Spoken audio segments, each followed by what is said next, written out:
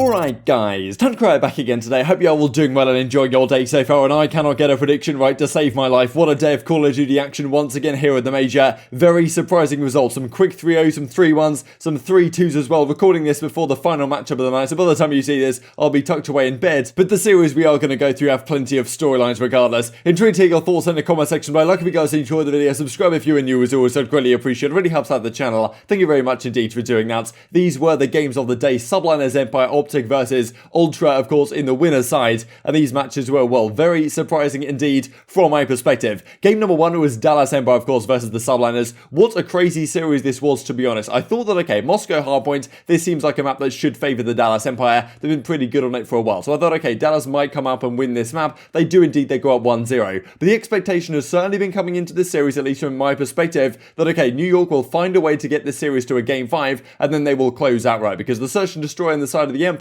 has not been so hot. Then again though, when the Empire come to tournament play, they do tend to reach this other level of Call of Duty that we don't tend to see that, well, from them in the group play stages, let's just put it that way. And Subliners, despite having a lot of ice on their back, certainly they, well, can clutch up in pressure moments. Last time they played Empire at the previous Major, they got 3-0 swept, even though I think Crossroads was in the map set that time around. So I thought this time it would go somewhat differently, especially with Empire looking pretty lackluster lately, especially in some of the game modes, especially, of course, Search and Destroy. That's not how it went. They clutch up in a game number one and win this one. This, honestly, these stats are crazy, right? They're stage 2 S&D, they're 3 and 5. I mean, look at these stats. 0.75 for Crimsix, and the best they have is a 0.98 in Shotzzy. That's not exactly what you want to be seeing, but this map, they get the job done regardless. A 6-0 stomping of the New York Subliners. And this was a massive surprise, right? Because I thought, okay, Subliners will come in here, they'll find a way, okay, maybe they'll win this 6-3, 6-4, they'll tie up the series, and then we've really got a series on our hands. But a 6-0 stomping in the way that this was really did set the tone for this series, right? And if these guys are going to come in, I mean, Crimsix dominated this entire series and win a map this convincingly. You're, well, if you're New York Subliners, even though they do have, like, well, this incredible composure, it really felt like even they maybe thought that, okay, well, hang on a second, this series isn't going as planned. This may already be lost, having gone down 2-0 right here. I mean, a really interesting game. We did see the QBZ come out as well from a couple of players. I mean, Diamondcon was using it especially, and most teams right now not even bothering with the QBZ. We have seen Formula, I think, use it for the OpTic guys. We'll talk about their series here in a second, but Crimsix really was having the success, and most players seem to be having the success right now with the Krig in hand, especially on the 60Hz servers that the pros keep on talking about. So Crim dominates this game too. I think he goes something like 8-2. He cannot be touched on this map. He was beaming down Clayster from range once again. And speaking of Clayster, he certainly does not have the hottest game 3 when we go into that one. Thought this is kind of funny. I actually maybe mentioned this at the time from Crim, saying that Tropic Thunder was going to be the factor. Indeed, it seems to be the case. Since they watched Tropic Thunder as a team, they have not lost a single round of Search and Destroy. And as Octane says, Dallas certainly looking nice, and they continue that trend into the final map of the series, that being, of course, Checkmate's Control. And despite New York having some opportunities right here, Dallas find their way over the line, and wow, I mean, this was really a horrible map from Clayster. You guys know the meme about Clayster, probably the 4-22 one from way back. I think it was Stronghold Capture the Flag way back in Black Ops 3. He went 4-22 on, and well, he was trying to match that performance here. I think at one point he was 4-17. He finished up 9-33, I believe, on this map. Got completely destroyed, and well, that doesn't tell the story great for the rest of his series. But as you can see, Crimsix has his way, to be honest, with the New York Subliners. A 3-0 demolition job that I was not expecting at all. If this went to a Game 5, maybe it would have been a different deal, but Dallas trying to romp their way through the winner's bracket. They will get that rematch up against the Minnesota Rokkr that they lost just a couple of weeks ago to this new lineup with Standy. They will, of course, be playing that matchup tomorrow. And as Clay says, got hawked on GG to Dallas, lost 3-0. But really, though, the craziest series of the day from my perspective was this one, OpTic Chicago versus the Toronto Ultra. It kicks off in a fashion that we might well expect. They go to a checkmate hardpoint. Both teams like this map. It's okay, Toronto led it through the map set. They try and give OpTic a good go on it, as they certainly do, but OpTic find a way to clutch up way over on that P2, and this is well, tends to be how these maps end. The P1, they just about hold on to the spawns and OpTic get the job done, 250 to 236. Very close map indeed, but OpTic get over the line in a very similar fashion to what Subliners did just a few days ago against Ultra. It feels like, okay, they're having struggles clutching up in the series, and now they're going to have to bounce back in a Moscow Search and Destroy, and that they do. I mean, as round 11 stats says right here, good try Ultra. OpTic are now 6-0 on checkmate hardpoint, and well, this started off so well for OpTic dig the Moscow Church. I mean, early on, of course, they win this round very comfortably indeed. Everyone goes down. They win a couple of rounds later as well. This one, Formula, they go down 2-1, and Formula kind of knows the other guys behind the bus stop, gets the 2-piece, shooting straight through it. But, well, after this, it continued going in OpTic's favour. They go up a 5-3 advantage, but then it kind of starts falling apart. They lose a couple of rounds. They say, well, maybe they don't exactly have the advantage in, but Toronto clutch up, play some some good strats, and they, well, match it up to a 5-5. And then the 5-5 was such a crazy round because, well, as Simp says right here, the triple rotation out of Toronto. The Toronto guys went to A, then they rotated all the way through mid-map, and Scump kind of caught a glimpse of them going towards the B site, and then maybe they realized that he had seen them or something, and he calls out the rotation for his team like, yo lads, get over towards this B site, they're going to go and plant it, and then they all wrap back through middle. I'm not sure this is necessarily the best play in the world. I mean, Scump had the opportunity potentially to get a two-piece in the back, but they do a good job to take him down 3 versus 2. They plant the bomb over at A, and they get the job done. So from down 5-3 in this map, Toronto come back, and this is, well, one of the things you don't want to happen if you are an OpTic player or an OpTic fan of this team, because certainly we know that their composure can be a little bit of an issue at times. It has been so far in this season. And we saw against Seattle, right? They win that very clutch map number 1 in a similar fashion here. And then they close out the rest of the series relatively convincingly. But in a very similar situation right here, you can see, okay, Scump catches a glimpse of these guys going B, and they completely turn around and run back towards the 8 out. I've never really said anything like this. Scump gives up thinking that, well, the rotation is going to be coming in. And then when he does finally get back in position, he gets taken down. Ultra win the map and tie the series up 1-1. And this is, well, not a map you want to be losing if you're OpTic Chicago, but okay, let's regain, let's go into this raid control, which is very good for OpTic in theory. That's not exactly how it works out in this one, as JCap says, look, Toronto just let Envoy live in basketball forever in one of those crazy rounds, and somehow still they manage to win the rounds, and then they go to an offense, and they get the job done there as well, and this offense was really interesting, the fact that OpTic kind of misplayed it, I think, by giving up the B point in the manner that they did. Holding on to A is very challenging indeed for like a minute 15 seconds, and Ultra have a fantastic couple of maps. I mean, CleanX goes off, has some great moments. I think Dashy didn't have the greatest map right here, despite usually raid control is certainly his playground,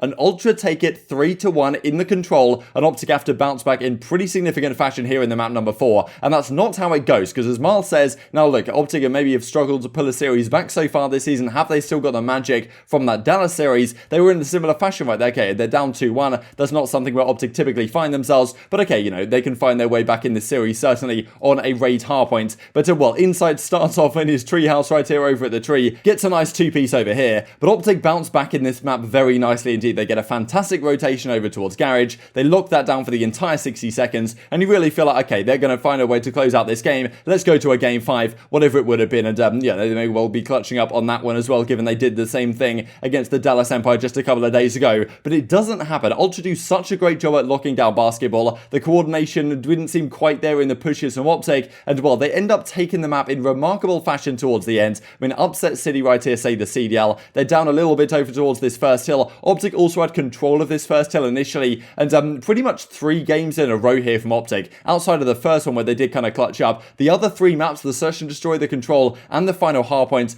all of them you can look at it and say, wow, some OpTic mistakes when it came down to crunch time actually cost them these maps, right? And well, Ultra is certainly a very solid team. They're not an easy team to get past, as we saw Subliners very much struggle to get past them just the other day. So you're going to have to win some close maps against them to get over the line in some of these series. And OpTic do it in the game 1. They cannot do it in the rest of the 3 maps. And well, a very surprising result to me personally. I thought that OpTic would certainly come off that, well, of the drive that they had after that Dallas win and come in here with the fire. But Ultra do a phenomenal job. They played some great Call of Duty. I want to give credit to the Ultra guys, certainly. And these were the stats over the course of the series. I mean, Bance and Cammy are honestly, on the whole, OpTic actually outslayed Toronto despite losing. The crazy thing is here, look, every single player on both teams has 15,000 and something damage. That's very satisfying indeed to look at. Check it all out over at breakingpoint.gg. Link down below. But as Envoy says, what a throw. Just couldn't close out. And that's the thing that really costed OpTic here, right? They had such great positions. I mean, once again, they could have won probably all of these maps, but in certain situations, they fell short and just couldn't quite clutch up. And Ultra took advantage of it in phenomenal fashion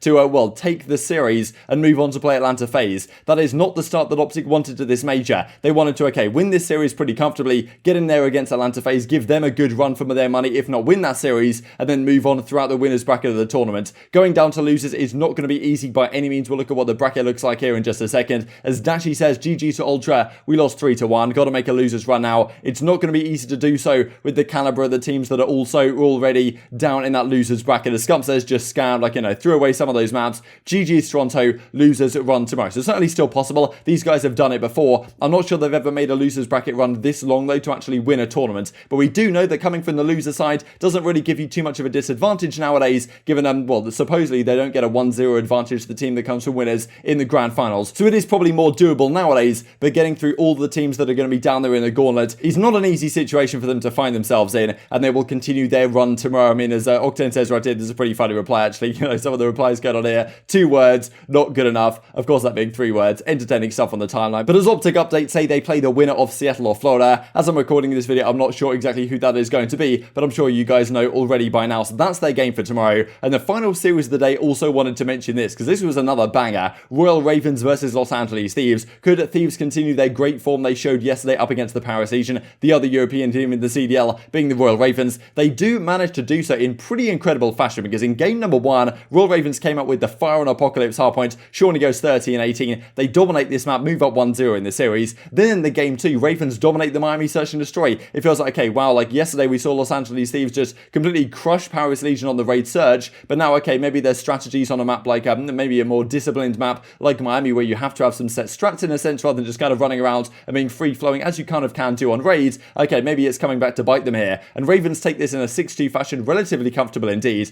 But then in the game 3, we start to see something different occurring. Paul exit out in style once again, 11-3 here on the Miami. He's so good at this map, it's actually incredible. But game 3, there is a lag out situation that occurs. TJ drops out of the game. They replay the round that maybe London would have had a good chance to win, but they lose the map regardless. Thieves clutch up in this one. They move to 2-1, and then they go into, well, a game 4, that being raid hardpoint. A great map for the Los Angeles Thieves. Clearly, they were very comfortable in this early on. They move up by 100, close out this game 250 to 189, and then the game 5, this was, well, a really remarkable game, because London went up 3-0 in a classic choke fashion. They managed to throw it away. A few rounds they probably shouldn't have lost. This one as well, we'll probably talk about this tomorrow, but the fact that Kenny's stuck in the floor here, again, still hasn't been fixed for some reason, but Drazah manages to clutch up what was effectively a 1 versus 1, and that helps them on their way to closing out the game. Reverse sweep, say Los Angeles Thieves. They stay alive in the tournament, taking down the 2 European teams in the CDL, and they will live to fight another day. I believe they play up against the New York Subliners tomorrow. So crazy series, of course. FaZe are going to be playing up against the Toronto Ultra, would you believe it? Rokkr are going to be playing the Dallas Empire. OpTic in the losers bracket remarkably play the winner of Seattle or Florida. You guys already know who that is by the time this video goes live, and I'm probably asleep. And Los Angeles Thieves play the New York Subliners. Unbelievable day. Ravens bow out of the tournament. 10 points earned. Earnings $0. 0 cents certainly. Intrigued to hear all your thoughts in the comment section below. Honestly, I don't know what to predict anymore. I'm not even going to try and predict tomorrow's matchups. Anything can happen. I'm convinced of it at the present time. Hope you guys enjoyed the video. If you did enjoy it, I'd greatly appreciate a like on the video. It really helps out the YouTube algorithm to know you enjoyed this content. Other people like you may enjoy this content as well. And I've grown the competitive Call of Duty community. Thank you for watching as always. Take care. And I will see you next time.